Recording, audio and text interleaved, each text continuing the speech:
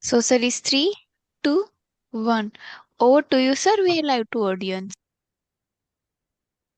Hello everyone and very good evening to all of you. I am Dr. Gajanan Panchal, Medical Advisor UPIN, and I extend very warm welcome to all of you in today's CME program.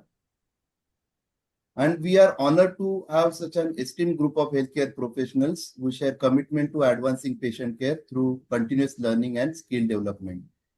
So I extend very warm welcome in today's Gut Connect CME program, which is the first of its kind interface webinar for physicians and specialists in gastroenterology dedicated to advancing knowledge and management of functional dyspepsia with special focus on postprandial distress syndrome.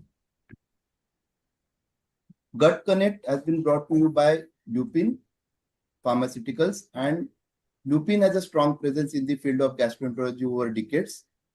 We pioneer in creating scientific programs and initiatives to disseminate knowledge across spectrum of GI diseases. We are proud to announce our chairpersons and speakers for today's event, who are from renowned institute Midas Hospital, Nagpur. We are highly privileged and honored to have Dr. Shrikant Mukkewar as the chairperson for today's event. Dr. Mukkewar is founder and managing director of Midas Hospital. He has founded Midas Hospital in 2002 as Central India's premier GI care center. Dr. Mukkewar is renowned senior gastroenterologist with over 45 years of experience. He is the epitome of compassionate care, and he has pioneered of high-end gastroenterology in Central India. He has been internationally recognized for advanced endoscopy procedures and trainings. He is the key member for various reputed institutes and societies like Indian Society of Gastroenterology, IHG Task Force on GRD, IBS, etc. And also the societies like INASL, AGEI, AGA, and ACG. Welcome on board, sir. We are also delighted and privileged to have Dr. Saurabh Mukkewar as the speaker for today's event. Dr. Mukkewar is consultant gastroenterologist at Midas Hospital, representing his affiliation with Cornell University. Dr. Saurabh Mukkewar has more than 50 publications and textbook chapters at his credit, and he has been part of several multiple regional, national, and international forums where he participated as faculty. His research has been cited for more than 3,000 times in various international journals, creating a meaningful impact in gastroenterology research. He has been invited as a faculty on the National Board of Editors for the Journal of Digestive Endoscopy in year 2020. He is the youngest member in team of 14. He has been invited to be an expert panel in various around 15 US meetings. And he has also started a US fellowship program at Midas. As a consultant gastroenterologist at Midas Hospital, he has become a pioneer of interventional gastroenterology in Central India with several new procedures and first time in Central India. Welcome on board, Dr. Saurabh Mukkewar. And also we are delighted to have Dr. Shubhankar Godbole as the speaker for today's talk. Dr. Shubhankar Godbole is expert in gastroenterology and hepatology, and he has special interest in inflammatory bowel diseases. He has done his DNB in medical gastroenterology from Asian Institute of Gastroenterology, AIG, Hyderabad. He is active in advanced endoscopy workshops and training and conferences, and he has done the recent workshops in the recently held conferences like GPCon 2025 and NBI workshops. Welcome on board, Dr. Shubhankar. So with this, now I will hand over the session to Dr. Shrikant Mukkewar for context setting and to take it ahead. And we would like to have embarking session with all the experts now. Over to you, sir. Thank you, Dr. Gajanan. I think it's a great pleasure that we are discussing a common GI problem in today's platform, that is functional dyspepsia. And if you see gastroenterology, the functional dyspepsia IBS, they form one of the major chunks of patients. And these patients, they need answers and the treatment. They have been moving from one gastroenterologist to other, and there is lot of overlap. If I remember it, that in 2009, the estimated cost of functional dyspepsia was $19 billion. So it's a huge amount.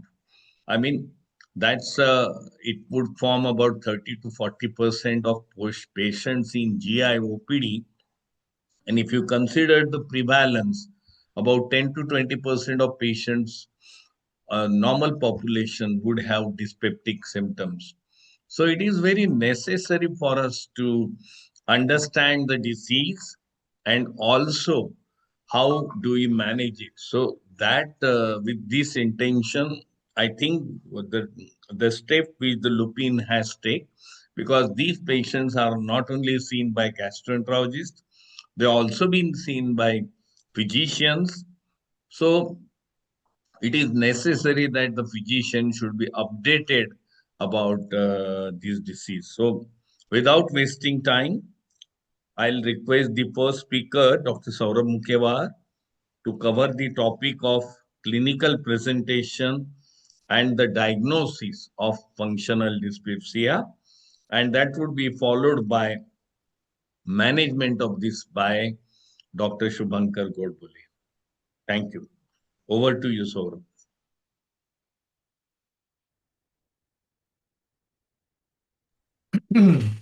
Yes, hi, good evening, everyone. Hi, thank you, Lupin team, for inviting us to organize, to be part of this webinar series. And today, my topic is clinical presentation and diagnosis of functional dyspepsia. I hope my screen is visible. Yeah. Okay. All right.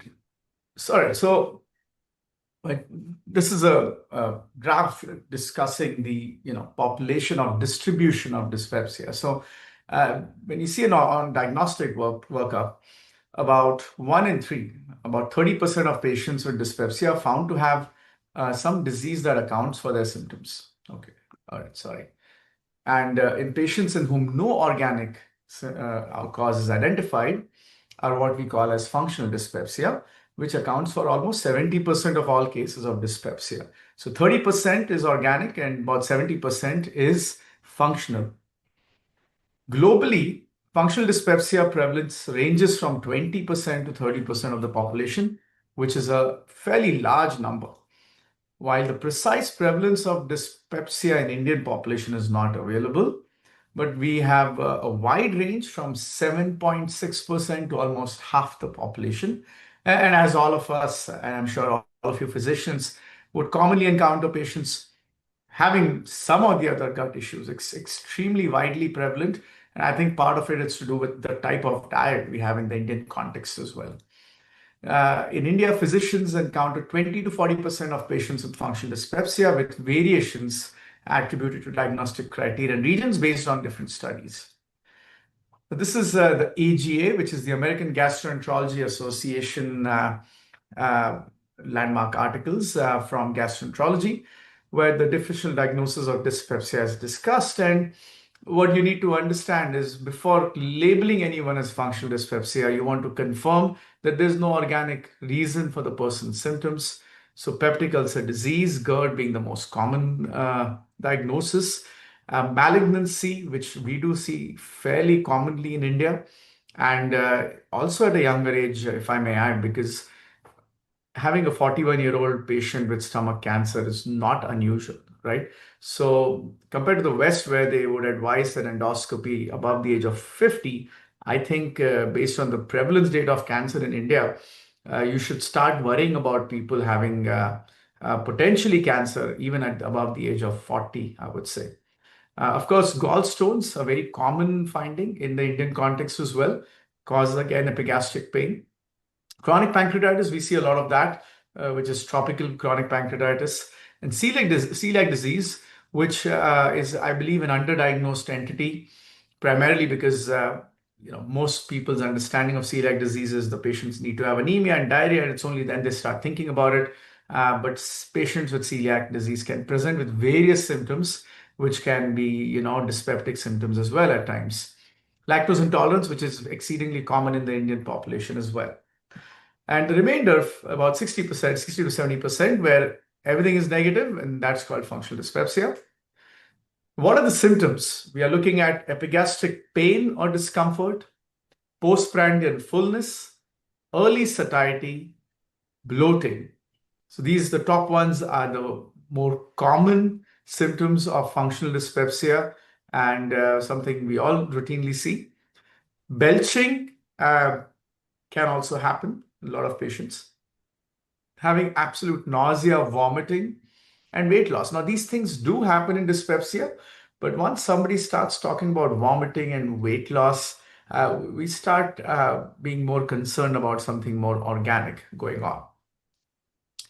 The Rome 4 criteria for functional dyspepsia is the following. Now, these are all research criteria, and these are very stringent criteria which are meant for absolutely identifying and filtering the exact patient. So sometimes you cannot obviously apply them purely in clinical practice because not every patient is going to have a exact clinical criteria for the Rome 4 criteria. But this is what Rome 4 says: bothersome postprandial fullness, bothersome early satiety, bothersome epigastric pain, or bothersome epigastric burning, and an endoscopy which is negative if the patient has symptoms present during the last 3 months with onset at least 6 months before diagnosis would be a absolute strict criteria to diagnose functional dyspepsia per Rome criteria. Of course, this is good for research to conduct research trials, and it's very beneficial. But in the clinical context, we cannot wait for 6 months before absolutely diagnosing the patient as functional dyspepsia, which doesn't end up being the case oftentimes. So according to Rome 4 criteria, these are basically differentiated now into 2 different categories. On the left is what we call as postprandial dyspeptic symptoms: the bloating, early satiety, fullness, nausea, sometimes vomiting, and loss of appetite. And on the right is the more pain-focused syndrome with upper abdominal pain and sometimes cramps. Now, this is illustrating the various sort of pathophysiological factors in the blue and the risk factors in the green. So if we look at the lower part, which is the green boxes on the left, the lifestyle factors, stress, anxiety, which can be a sort of a multiplier and certainly be a very important factor in dyspepsia. Smoking, caffeine, alcohol, obesity, sometimes with high intensity exercise. So these are contributory factors. Specific foods. Now we do know fatty foods, acidic foods, oily, spicy foods, hot foods, high fiber foods can cause more problems in these patients.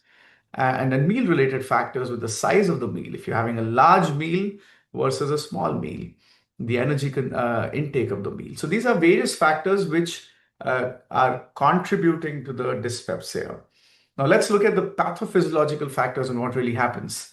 On the left is visceral hypersensitivity, which is a very important component of the pathophysiology of dyspepsia, where exposure to diurnal lipids, acid, caspase, luminal gas, and gastric distension leads to transmission of impulses to the nervous system. And hypersensitivity, as the name implies, is there is increased sensitivity And this is a general example that I give my patients that, if a couple is sitting, I may say that, listen, the wife has symptoms. I tell the husband that if you're having the same meal, you may feel a little full, like most of us, but her body is different. It's more sensitive. She feels it times 10. So that's what functional dyspepsia is. You eat the same meal, but most of us may feel a little full. The person with dyspepsia will have an extreme sensitivity, and that's what happens. In gastric dysmotility, which are pathological findings in these patients, are delayed gastric emptying, reduced accommodation, and antral distension. So mechanistically, on the right, as we discussed, the gastric findings with decreased accommodation, decreased electrical activity, overdistension of antrum are sort of pathophysiological findings. And also what we have learned is duodenal inflammation, which in some recent studies like eosinophilic findings in the duodenum has also been implicated. The gastric inflammation can be from H. pylori, sometimes medications like NSAIDs, GERD with reflux, hypersensitivity as we discussed, and then CNS modulation. So on the left is various targeted therapies based on the pathophysiology that can be employed in treating these patients. Impaired accommodation can be seen in 40% patients, delayed gastric emptying in 30%, hypersensitivity to gastric distension in 37% patients based on the sort of symptom profile, and H. pylori is a large number of patients as well. Abnormal fundic relaxation is something that's sort of illustrated in the figure. When a patient has meal, the fundus does not relax properly, because you see fundus is the area of the stomach where the first meal from the esophagus reaches the stomach. Now, most of us, normal people, the fundus relaxes, accommodates the food. In these patients with dyspepsia, there is not enough relaxation of the fundus, and therefore they have more symptoms of fullness with dyspepsia. Let's just briefly go over the treatment plan. Treating functional dyspepsia is not easy, and it depends on case to case, because obviously there's no absolute cause that you can treat. Multiple factors are involved. There is complex psychosocial factors, which unfortunately don't always come about in a very busy OPD. To understand the true nature and the background of psychiatric issues that the person may encounter. And oftentimes patients may not be, forthright about it and tell us about exactly what they have going on. And then the other conditions, like patients may have IBS, may have reflux. So delineating dyspepsia can be, and treating it separately can be a challenge. And there are limited therapies, unfortunately. So a lot of focus is on symptom management as opposed to finding that pathophysiological factor which can be corrected easily to treat these patients. So starts with having a good detailed history and physical examination, and you are basically trying to rule out any organic conditions. So this involves blood tests, would involve imaging, at least sonography, and endoscopy to look for any particular reason for the symptoms. But this is a laundry list of differential diagnosis. But you would generally be worried about some alarm symptoms. And these are the alarm symptoms that we are concerned about. 45, as I said earlier, age in India. In high prevalence of gastric cancer, even 37 can be a considered age for being an alarm sort of factor. Recurrent vomiting, weight loss, of course. If they have dysphagia, bleeding, any history of cancer in the family, especially gastric cancer, and above 40 years of age in high prevalence patients in high prevalence region of upper GI cancer. In low prevalence, we can be safely say 45 to 50 years, but a lot of patient places in India do have a fairly high prevalence of upper GI cancer. So if you have any of these alarm features, then you are worried about something organic.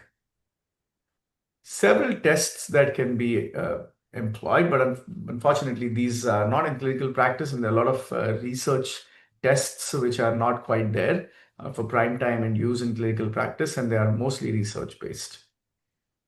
This is a complicated algorithm, but let me simplify it for you. So patient comes to you, has all the symptoms suggestive of gastroduodenal symptoms. Let's put it this way: postprandial fullness, early satiety, epigastric pain, burning, nausea, vomiting, belching, rumination. So these are a constellation of symptoms that can be suggestive of a gastroduodenal condition. I'm not saying dyspepsia, a gastroduodenal condition. So if you have alarm features like we discussed, you must recommend an upper GI endoscopy. So we just go straight down with or without biopsies. And if you have an abnormality, then it is a secondary dyspepsia, which is due to an organic condition requiring specific treatment. However, if the patient does not have alarm features, then we can consider a trial of empirical therapy. And if that resolves, like with PPIs or PCABs, then we are fine.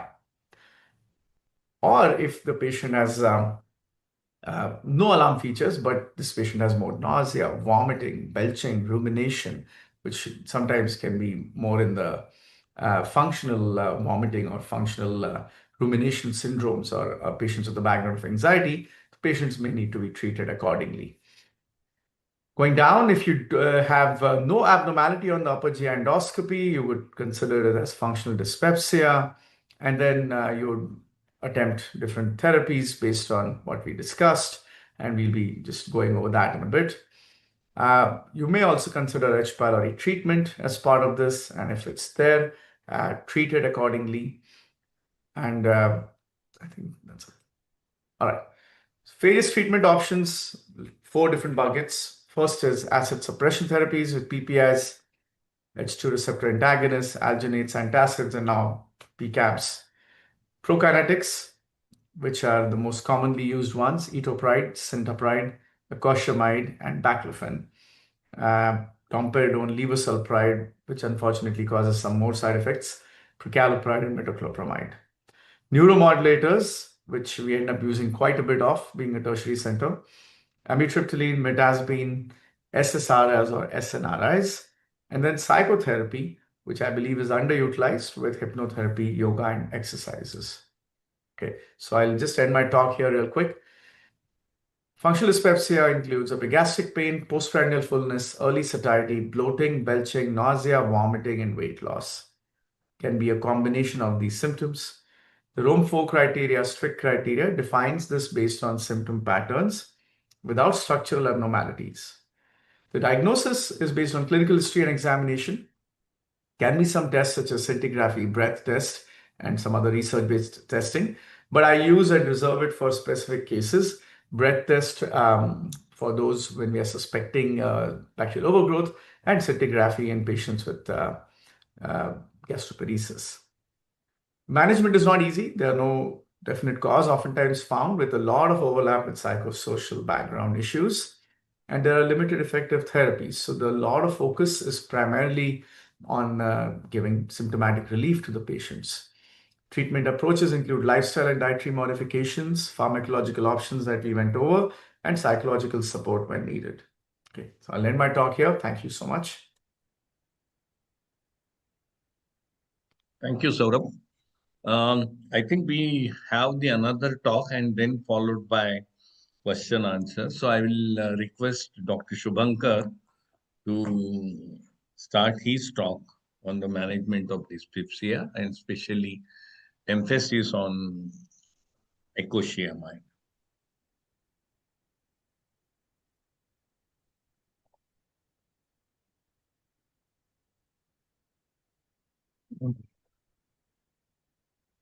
Okay, I hope my screen is visible.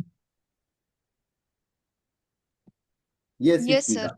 Sure. It is there. So, okay, just a minute. Okay, so Dr. Saurabh has very well elaborated on the symptoms. Let us come to what therapeutic options we have. So first of all, we divide functional dyspepsia in broadly 2 categories, whether it is organic or non-organic, that is functional.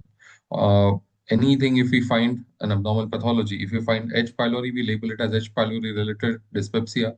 If you find it to be some other pathology, we label it as X etiology related dyspepsia. And if there is no pathophysiology found, we label it as functional dyspepsia. So initial treatment options include H. pylori eradication, which we generally offer to the patients who have positive H. pylori, either by rapid urease or by blood test or by any other modality. First treatment to be started is usually proton pump inhibitors because the patients are uh, more ready to take it. Then the second line comes as prokinetics, and the third one comes as tricyclic antidepressants or some other quadricyclic antidepressants, etc. So whenever we start with the patient on initial PPI therapy, we observe him for 2 to 4 weeks.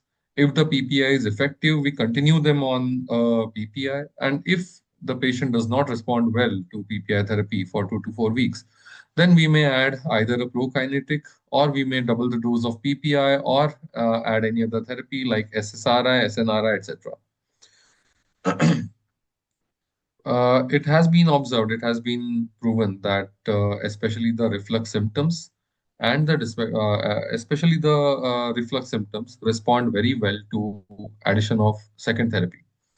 The initial therapy by PPI, and then we can add on a therapy by a prokinetic agent in order to achieve a better response.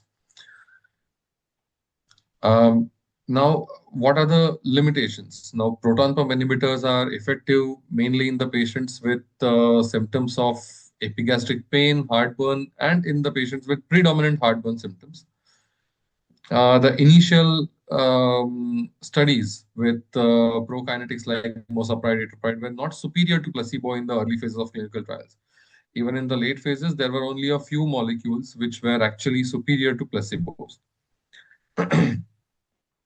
So, levosulpride, as we all know, that it has a lot of extrapyramidal side effects, and we generally not prefer to give levosulpride, especially for long time.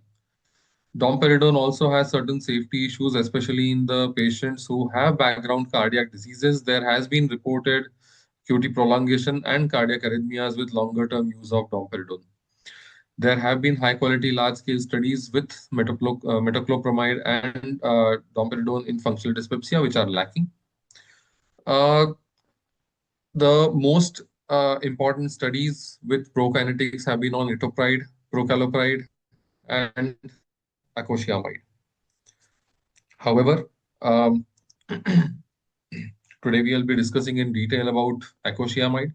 It was originally developed and approved in Japan in the year 2013, that is more than 10 years from now, and it is one of the world's first approved drug for functional dyspepsia. It's basically the first in therapeutic class drug with proven long-term phase 3 trials, which have been completed in the European Union and in USA and Japan. Mode of action differs from other well-utilized prokinetic agents. This one basically has, it acts on the acetylcholine pathway. It enhances the release of acetylcholine and inhibits the breakdown by cholinesterase activity. So it has better efficacy as compared to placebo. I will be discussing in detail in the upcoming slides. Safety profile is more or less similar. One good advantage is that it does not act directly on the dopamine receptors and serotonin receptors, and hence has less of cardiac and other side effects. So, what is the mechanism of action? If we go back to the basics of nerve conduction, we find that this is the synaptic terminal. We have a postsynaptic, presynaptic, and a postsynaptic end where acetylcholine is released. It acts on the postsynaptic end, and it starts its action. So basically, acetylcholine is one neurotransmitter whose action is prolonged by the use of acosciamide. It acts on the presynaptic as well as the postsynaptic receptors in order to continue the action of acetylcholine. So we have more acetylcholine for more time, results in enhanced gastric accommodation and an enhanced gastric emptying. So the purpose of gastric accommodation is basically fundic relaxation. Whenever we eat food, the first step that occurs in the stomach is fundic relaxation, which gives us a feeling of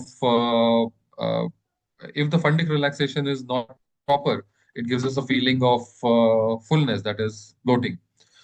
The second step in the pathway is prokinetic action, that is the peristalsis of the stomach, which actually propels the food from stomach into the duodenum. So acosciamide basically increases the funding gland relaxation as well as it increases the gastric prokinetic activity. It has been approved for meal-related functional dyspepsia symptoms, especially postprandial fullness, epigastric bloating, and early satiety. Usual adult dosage of acosciamide is 100 mg thrice daily before the meals. For this time, we actually used to joke that there are actually restaurants which offer you if all you can eat menus. 1 kg you eat, and then we give all the meal for free. And we used to joke that we would take an acosciamide before going to such a restaurant so that we can eat more and pay less. So yes, coming to the pharmacokinetics, Cmax and Tmax are actually of limited use in the clinical scenario. What we generally look at is the T half. T half is fairly good, 13 and a half hours roughly. So the dosing should be 2 to 3 times every day, which is actually the dose used in clinical practice. It has low potential for drug-drug interaction because it does not affect the CYP system. The metabolism is mainly through CYP3A4 and not the other rare variants of CYP genes. This is a study which was done as a real-time ultrasound measurement of cross-sectional area of the stomach before and after administering acosciamide.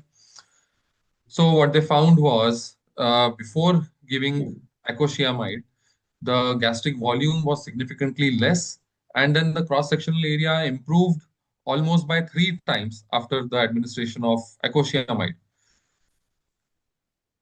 And it also had more of gastric emptying. It significantly improved the gastric accommodation and the gastric emptying as compared to placebo.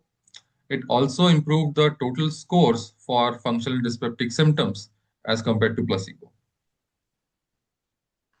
This is just a diagrammatic representation. We can see that in the upper part of stomach, the lower part, the upper part. In the upper part of stomach, there is more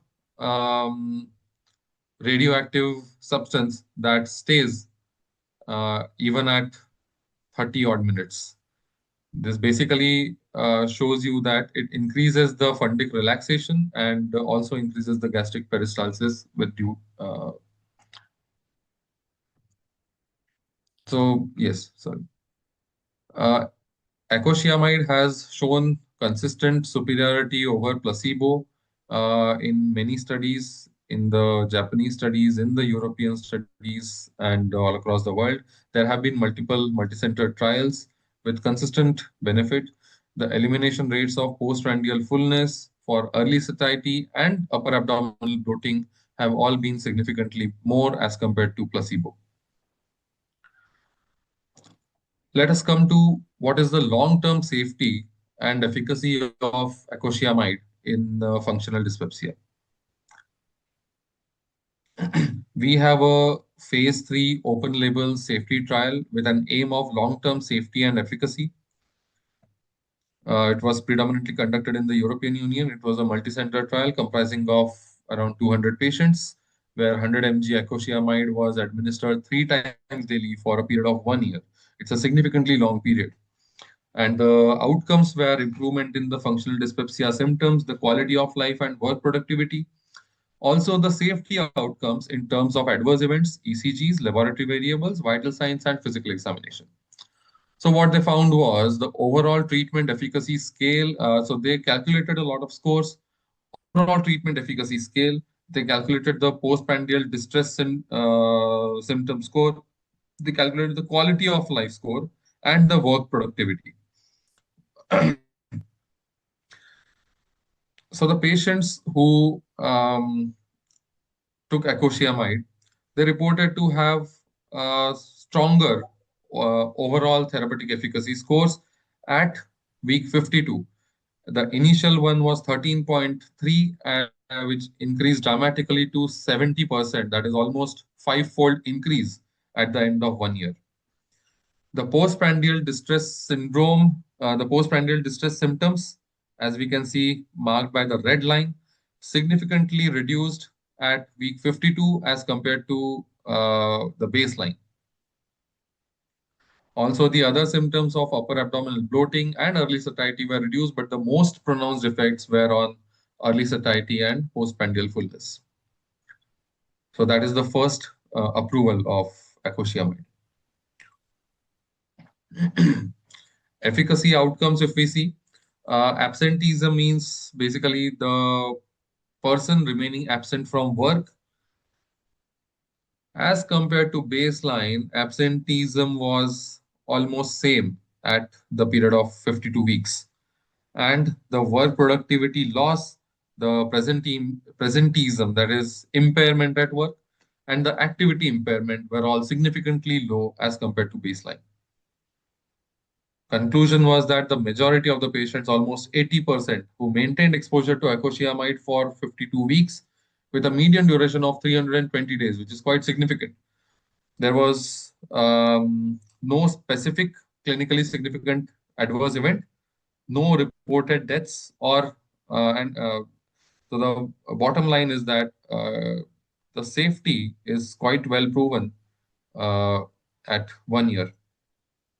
One negative point of the study was they had excluded the patients with significant cardiac comorbidity, and that has to be kept in mind.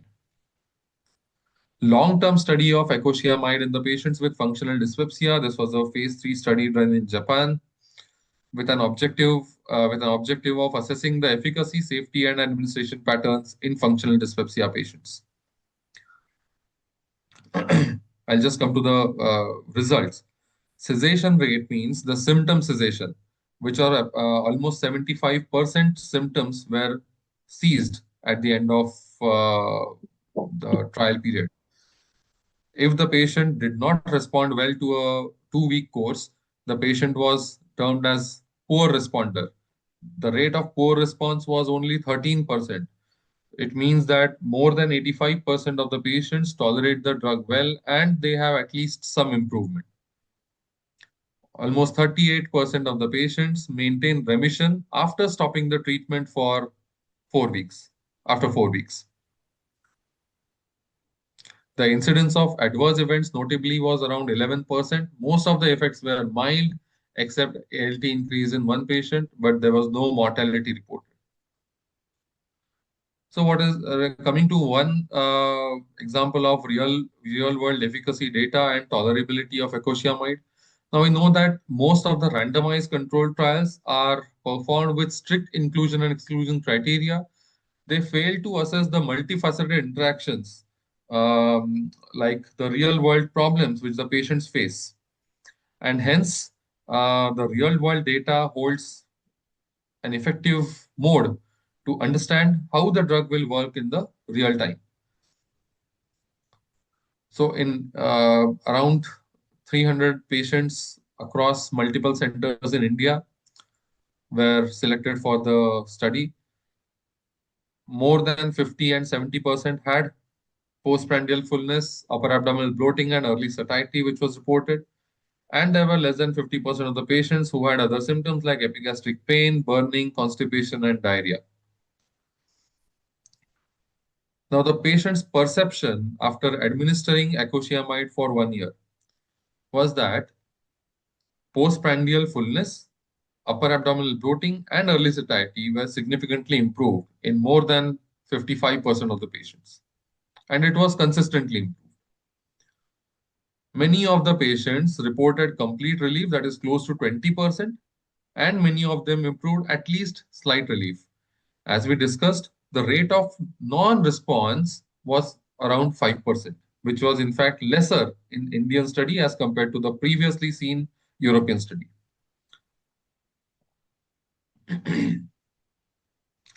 Now, there were certain adverse events which led to discontinuation. Most of the side effects, adverse events were mild, like headache, nausea, vomiting, vertigo, burning sensation, palpitation. But there were few, like palpitations, nausea, epigastric pain, and lack of efficacy, which resulted in discontinuation in approximately 1.5% of the patients. There were also other studies which were actually containing less number of patients. Suppose this one was the one with 60 patients with levosulfide versus acosciamide head-to-head trial. Acosciamide resulted in good symptom control at the end of 4 weeks therapy, with the patients tolerating acosciamide in a better way as compared to levosulfide, and the efficacy was more or less same in both the groups. This is a large meta-analysis suggesting that the risk ratio of developing adverse events and causing symptomatic benefit was more in the acosciamide group. Now let us come to the most common scenario where we give prokinetic as an add-on therapy. So there are 105 patients of functional dyspepsia who have received esomeprazole 20 mg initially, of which 23 were still having residual symptoms. These 23 patients were given 100 mg thrice daily of acosciamide with a combination of esomeprazole. The symptoms relieved in almost 78%, with an reported to have an overall improvement in the symptoms. Almost all functional dyspepsia related symptoms were statistically improved after the combination therapy, suggesting that combo therapy may be more effective in selected functional dyspepsia patients who have insufficient improvement with an initial course of PPI. What happens when a patient takes long-term acosciamide? Is there any significant adverse event or is there any significant benefit? So almost 80 patients of functional dyspepsia whose symptoms were improved with acosciamide were followed up for almost 2 years. At the end of 1 year, out of these 79 patients, 20 patients, that is almost 1/4, had recurrent dyspepsia. The predictors for recurrent dyspepsia was severe dyspepsia before starting the treatment. Continued use of acosciamide actually resulted in a decreased rate of recurrence. And the patient who continued, the same thing. Adherence to a therapeutic regime is a significant predictor for decreased recurrence, and hence long-term maintenance therapy is recommended. Oftentimes in the clinical practice, what we do is we give acosciamide for maybe 1 month, 2 months, and then we dramatically stop it. But it has been recommended that we should continue it for 6 months to 1 year. We may discontinue PPI later on, but it is better to continue the acosciamide if the patient tolerates it properly. The therapeutic options for patients with functional dyspepsia are limited with proven efficacy in this condition. It's world's first approved treatment for functional dyspepsia, which is diagnosed by Rome 3 criteria. It's a novel gastroprokinetic agent. It has dual mechanisms of action. First is the fundic relaxation, which improves the food tolerance, and the second one is increase in the gastric emptying. The ability of acosciamide to improve subjective symptom relief in functional dyspepsia patients has been proven in long-term studies, and we should use it in functional dyspepsia cases. If there are any questions, I would be happy to answer. I think it was a wonderful discussion on the functional dyspepsia. Both speakers, they deserve compliments for delivering it very nicely in a simple way.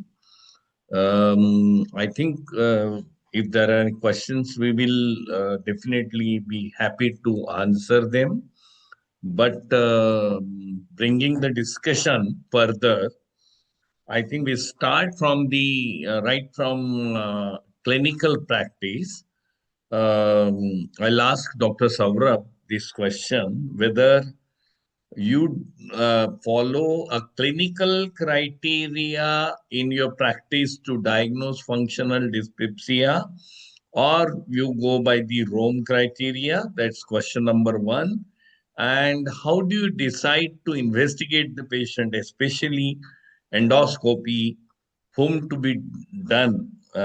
This has been already covered, but just to re-emphasize, I think this question needs to be answered for the physician levels. So the first question was diagnostic criteria, which ones I follow. So I think the clinical diagnosis of functional dyspepsia, as we sort of went through, was early satiety, having two different constellations. One is the postprandial fullness, early satiety, bloating with eructations, that phenotype. Or the other one is the postprandial epigastric syndrome type patients when there's burning and pain after eating food in the epigastric region. So those are your clinical criteria. In terms of following a strict criteria of Rome 4, I don't, because that would require 3 to 6 months of symptoms, and our patients don't fulfill those criteria 9 out of 10 times. So the diagnosis is based on the clinical presentation of the patient. Okay. With regards to the investigations, sometimes at our center, we end up having patients coming from a long distance. So we do prefer to investigate and ensure everything is okay. But if you purely look at clinically, say I have a local patient who's willing to come back in a periodic manner, I do give them a trial of PPI sometimes, or vonoprazan or something to see how they feel. If they don't have alarm symptoms, they're young people who just feel bloated after eating or having some burning, acidity is what they would term. A trial of PPIs is absolutely worth considering when it's young patients with all of these symptoms. Of course, there's no weight loss, no bleeding, no dysphagia, none of that. We give them a trial of at least 2 to 3 weeks and see how they feel. And if it goes away, there's no problem, then we're fine. However, if the patient ends up having persistent symptoms or any alarm symptoms, or age is above 40, I tend to proceed with an upper GI endoscopy. In the endoscopy, we do end up checking for Helicobacter pylori. The number needed to treat, which implies how many patients treated for H. pylori will actually make a difference to their ultimate clinical result, is not very, very small. So there are about, I think in NNT is about 8, which means you find H. pylori, you treat 8 patients, 1 will get benefit, others may not. So H. pylori, being a very rampant organism, can lead to symptoms. So it is not always correlation. That's how I put it. But when a patient with dyspepsia has Helicobacter pylori, yes, we are compelled to treat it and see if that helps the symptoms. But I always keep in the back of my mind any other possible issues that the patient has, that could be psychiatric problems, and stress, anxiety. And it's very important that those things should be addressed in parallel to just treatment with, say, H. pylori presence. Of course, in another scenario, if there are ulcers and there is significant inflammation, then you're compelled to believe that the treatment will be more effective, which is acid suppression and H. pylori treatment. Other testing like gastric accommodation is not frankly available.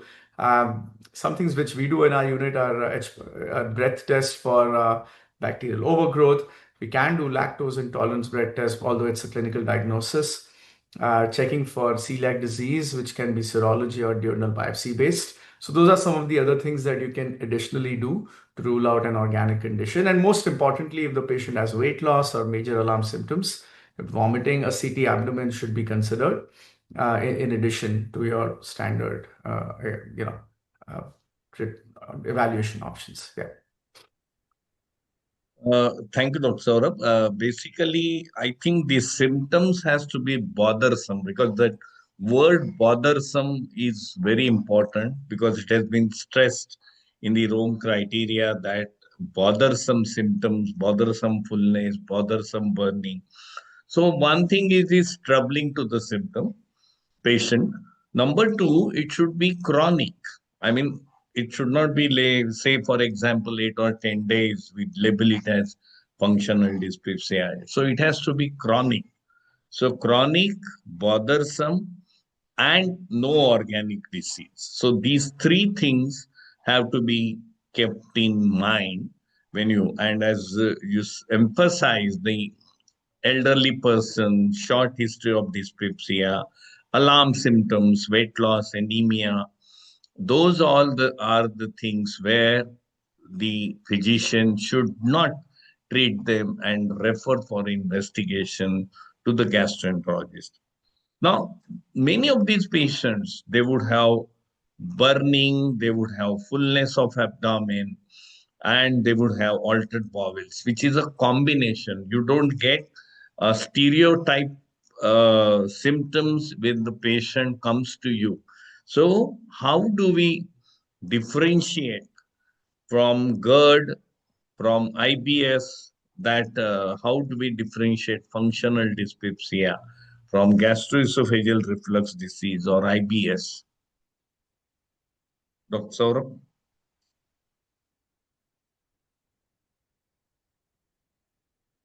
Yes. So I think that can be sometimes challenging. You see, these patients uh, have visceral hypersensitivity oftentimes, and there is a certain degree of overlap in having presence of dyspepsia with IBS in the same patient. And oftentimes you will have patients with reflux and dyspepsia at the same time. So what I'll do tend to focus on more is what exact symptoms that the patient has, which seems to be more bothersome or more pronounced. And sometimes it's more reflux predominant. They may have a little bit of gastric burning, but their more predominant symptoms is heartburn and regurgitation. On the flip side, they may have a little bit of regurgitation, but have most postprandial burning and abdominal pain. Now, it's important to do that differentiation because sometimes patients are referred for endoscopic anti-reflux therapies and stuff, and then you realize that they actually have more dyspepsia. And, treating them with an endoscopic procedure may not be beneficial because their symptoms will not go away with that. So some things are very important to differentiate between the two. IBS, yes, the lower GI symptoms, again, not very easy to differentiate necessarily, but that can be a bit of an overlap. They may have some cramps, some bloating, some discomfort, along with them some change in stool frequency. So we end up having to treat, a combination of both oftentimes, where we find and understand the exact symptoms and treat accordingly. So predominant heartburn and regurgitation, if that's a symptomatology, then it's probably more of gastroesophageal reflux disease. And if there is a predominant lower abdomen and altered bowels, then probably it is more like IBS. Now, gastric dysmotility has also been seen in about 20 to 30% patients of functional dyspepsia. So, how do you differentiate it from diabetic gastroparesis clinically? Sometimes, many of these patients are diabetic and they come with dyspeptic symptoms. So, what are the clinical parameters which will tell us that this is gastroparesis and not functional dyspepsia? See, when it comes to gastroparesis, the symptom pattern is going to overlap with functional dyspepsia. So something in which will be more suggestive of gastroparesis is something more in terms of predominant vomiting. Some patients, not many, they may complain of vomiting food that they, ate in the morning, in the evening, or something that they ate yesterday, they're vomiting next morning. So, which would imply that the stomach is really slowed down, the food is not going across the pylorus, and that goes more in favor of gastroparesis. So, there will be some overlap. Now, stomach fullness is something that both the symptom, both patients would have.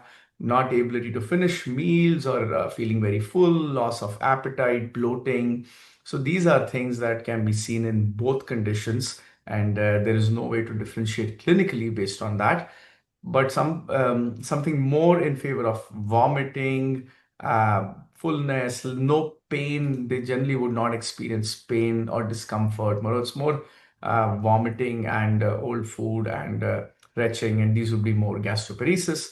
Dyspepsia, on the other hand, would not have that much vomiting.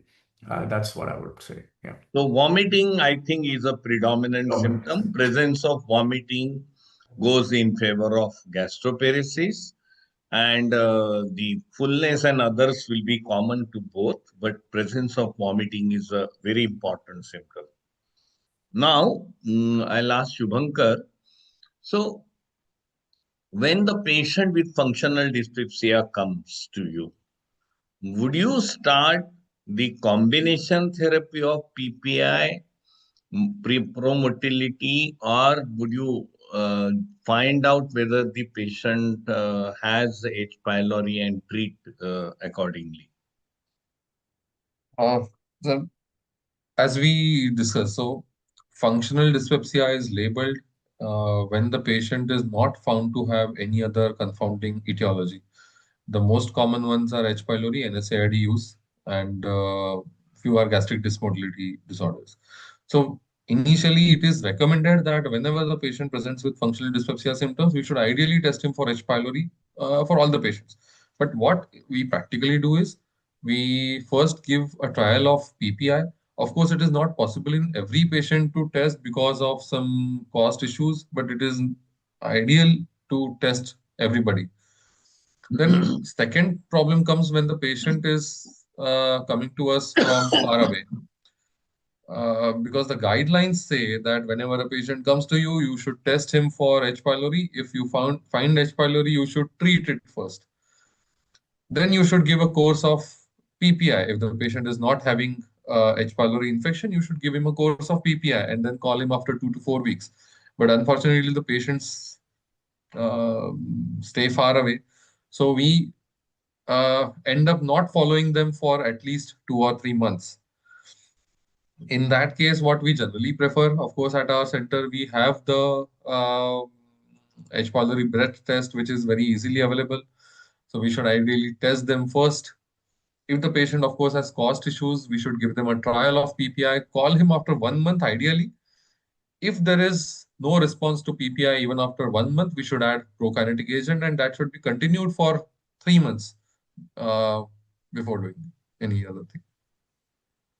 So basically, now you have two types of categories: epigastric pain syndrome and postprandial distress.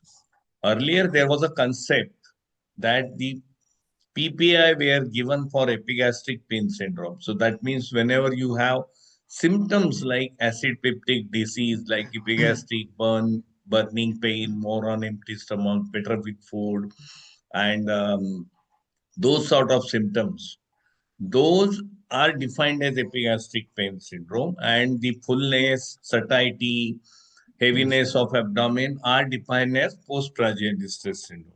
So, epigastric pain syndrome, PPI. Postprandial distress syndrome, promotility drug. But then there was a concept that PPI also work for the postprandial distress syndrome.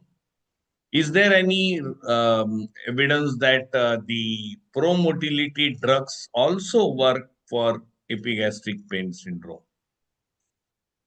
Sir, The other for way. epigastric pain syndrome, the data is actually limited.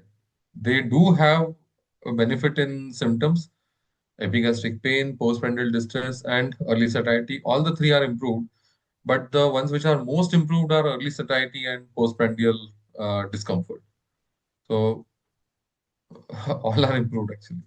Okay. Sometimes it is difficult to differentiate also clinically between this. In your practice, would you use PPI or PCAPs? Is there any data to suggest that PCAPs are better than PPI in functional dyspepsia? There is data, sir. The approved use till now is, of course, in erosive esophagitis and H. pylori eradication. But functional dyspepsia symptoms are like they improve better with PCAPs than PPI, possibly because of sustained acid suppression. So I would nowadays, at least most of us have actually switched to PCAB rather than PPI as an initial treatment option in all the cases. And what is the long-term natural history of functional dyspepsia? Because the Mm. trials have shown that it has to be given for a period of a year or so. Mm. So, Mm. I mean, what is the long-term history for functional natural history, one would ask? I'm not very aware, sir, what is the natural history, but it depends on the etiology. If there is post-infectious dyspepsia, if there is post-H. pylori, H. pylori dyspepsia, it will of course improve after a certain period of time. Whereas the etiology is unknown, it is likely to be multifactorial related to the dysfunction of pacemaker cells, which of course have a lot of overlap with gastroparesis symptoms and which causes severe dyspepsia even at the beginning. So these patients are less likely to improve even in the long term. But I'm not fully aware of the natural history of functional dyspepsia. If there are any long-term studies, environmental studies, I don't know. Yeah, I think about 30 to 40% patients, they have a recurrent disease. And about one-third of the patient, they possibly land up in remission. So, of course, because the ecoshiamide was given for long. And would you advise, in which conditions would you advise ecoshiamide as a treatment of choice over the other promotility drugs? Because cisapride is banned because of cardiac problems. Perinorm metoclopramide has serious side effects, oculoquaric crisis, it crosses blood-brain barrier. Domperidone also is associated with some arrhythmias. Etopride, whatever preliminary evidence for functional dyspepsia is not better than placebo. So you are basically left with very few drugs as a promotility drugs. Yes. So where would you say that over Mosapride? Because I don't think there are many trials of Mosapride and other things in functional dyspepsia. No, sir, I'm not So actually I aware. think it's amongst the promotility drug. It is an lesuride. You already commented that it is associated with Significant CNS side extrapyramidal. effects, extrapyramidal CNS side effects. So ecoshiamide, where would you put it as a drug according to you? So the 4 or 5 major drugs that we have for uh, in India, uh, icosiamide, levosulpride, etopride, long-term metoclopramide or domperidone, we generally tend to not give. Levosulpride, of course, has a lot of extrapyramidal side effects. Mainly, it is the drugs which are considered more safe are icosiamide and etopride. So the choice eventually comes between these two. I generally prefer icosiamide especially in the patients who have a background of diabetes because they have some or the other gastric dysmotility present. The patients who have predominant postprandial distress symptoms, I generally prefer icosiamide, or the ones who are slightly younger, although there has been safety data, but the 2 trials which I showed, patients with extreme cardiac comorbidities are actually excluded. So I tend not to give icosiamide, especially for long term in the patients who have background cardiac disease. The young patients may be diabetic who have predominant postprandial distress syndrome symptoms. Generally start with icosiamide first. Okay. And how long you give? I generally give for 3 months because if we write, maybe most of the patients we can continue for 6 months to 1 year also. But the initial treatment, what I tell to the patients is at least for 3 months. Would you prefer a single dose like OD, sustained release over Yes, sir, definitely. three Because times it, because the compliance issue yes, is sir. there? Yes, sir. 3 times dosing becomes very difficult for the patients and they generally don't comply with the adequate Yeah, doses. that's there. So I feel that especially in these, especially patients who have early satiety, those are the Yes. ones who will be benefited apart from postprandial distress syndrome because it improves the And gastric accommodation. So, so that is one entity where I think it should be definitely yes, stressed. yes, There are some questions. I'll just finish off the how long should echo gut should be given? That I think is on answer. You have a safety data for a period of 1 year. Normally, about 8 to 12 weeks is the first therapy. The patient has recurrent symptoms you can give. How should one start with a combination of drugs with ecoshamide in which conditions? I think that also has been answered. Normally, in clinical practice, you have to find out what is the history of the patient and what drugs he's on. Suppose if the patient has already taken PPI and he's come to you and he's not responding, the first thing I would find out is to rule out organic disease, to find out about H. pylori, and then, start a combination of drugs rather than PPI or PCAB alone. So combination of drugs, and I don't think there is any comparative data between PCAPs and PPI for treatment of functional dyspepsia. However, the efficacy of PCAP H. pylori treatment is beyond doubt more than the PPI treatment.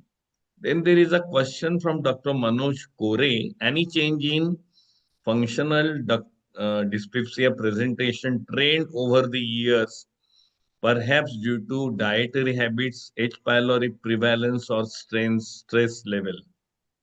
I think, sir, you must be the most appropriate person for this. I don't think that there is any changes in functional dyspepsia, but the prevalence is very high. That I would definitely say that whatever patients we used to see earlier and now, the number of patients with functional dyspepsia are definitely more. And as you rightly said, that stress level is a very important factor. I don't know whether there are statistics of H. pylori prevalence. There are any comparative studies which are done over a period of years. But improving hygiene as India is going towards might reduce the incidence. But again, it's a combination of factors where stress, dietary habits, we're going more to the Western diet, more eating spicy things, possibly can be one of the factors. Role of screening for food intolerance and dietary triggers, and how useful is dietary modification in real world practice. So the lifestyle changes remain a very important tool in managing the patients of functional dyspepsia. We generally start the patients on small, frequent meals and fat-restricted diet. Basically, high-fat diet increases the gastric time of the food and results in delayed gastric decompression. So having low fat meals actually promotes gastric emptying and it results in better symptom relief. Apart from these, I'm not aware of anything which has been shown to have a certain amount of benefit. Yeah, actually, normally we ask our patients to have low FODMAP diet, which is very important. FODMAP, the concept of FODMAP is fermentable oligodisaccharides, monosaccharides, and polyols. So, in shorter words, I can say that any diet which is having high in carbohydrate can give rise to more of dyspeptic symptoms. So, if you go to the net, you will find that what is high FODMAP and low FODMAP, and you can advise low FODMAP diet for your patients.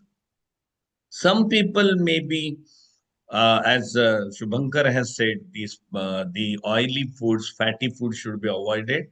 I would also go with the milk and milk products, and some patients, gluten has to be avoided because that can be a gluten sensitivity, not exactly celiac disease, can be one of the factors for them.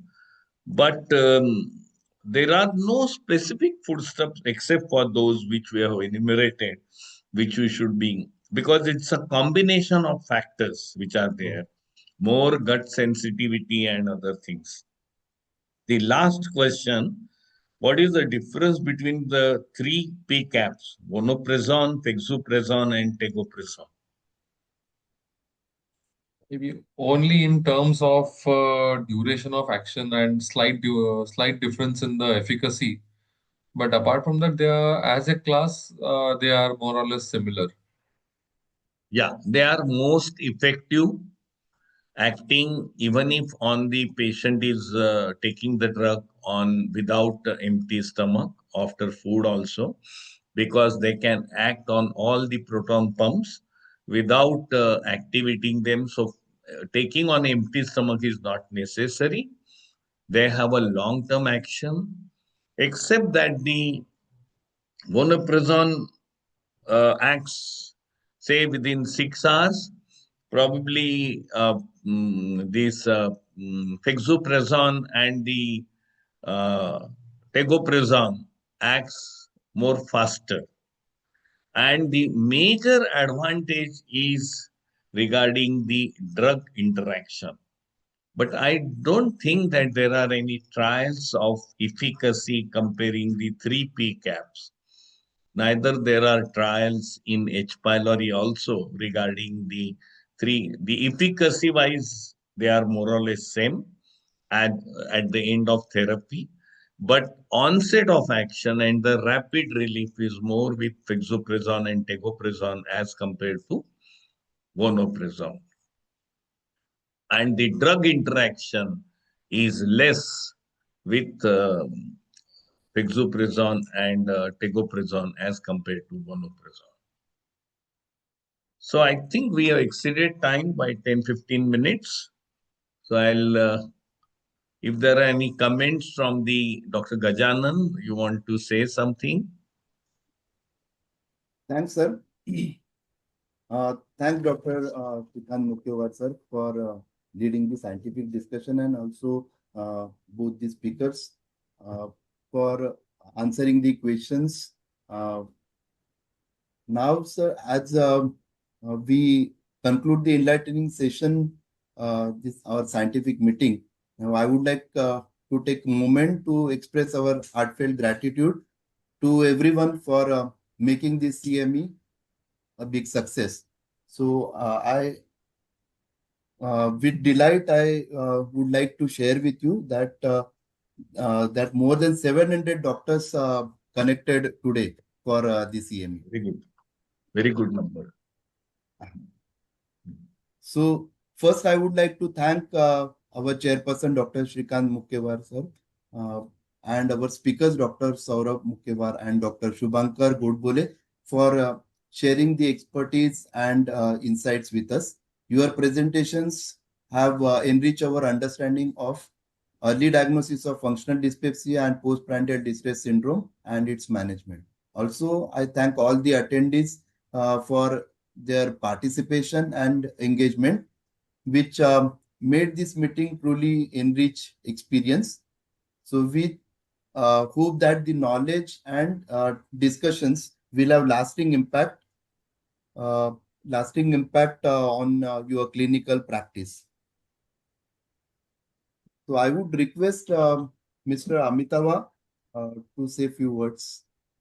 Yeah, Dr. Gajanan, you have already given the vote of thanks, and we are very delighted, sir. Today we have you, Ms. the Legion in Gastroenterology. And out of this 800 some logins which has happened from across the country, around 225 or 210 is from the western part of the country, and the maximum in terms of state is Maharashtra. Maharashtra is the number one state in terms of participation of the delegates, and because everyone knows you, and it has become so successful because of Dr. Saurabh Mukhevar's speak, and as well as the way you have taken care of the entire discussion. So, on behalf of Lupin sir, thank you so much. This is the 8th episode of Gut Connect. And in recent past, so we were hovering at around 450 attendees. And today, Nidhi and Shailesh, they have informed me that we have crossed the 700 mark after 2-3 months. And it all has happened because of you, Dr. Saurabh Mukhevar, and definitely Dr. Godbole. Thank you. Thank you so much from Lupin. Yeah, thank you so much for and Thank you. Thank you, doctors. And see you, sir, doctor. Thank you. Yeah. Thank Thank you you, all. Thank you for involving us. Thank you. Thank you so much. Thank you, Dr. Thank Saurabh. you so much, Thank you, Dr. everyone. Yeah. You Good night, can everyone. Bye. wrap up the session. Yeah. Thank you. Yeah, thank you so much, everyone, for joining today's session. So, from here, I'm ending this meeting. Thank you. Thank Yeah. you. Thanks.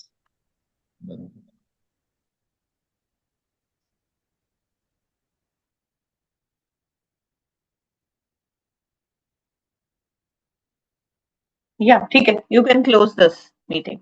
Okay. Yes, ma'am.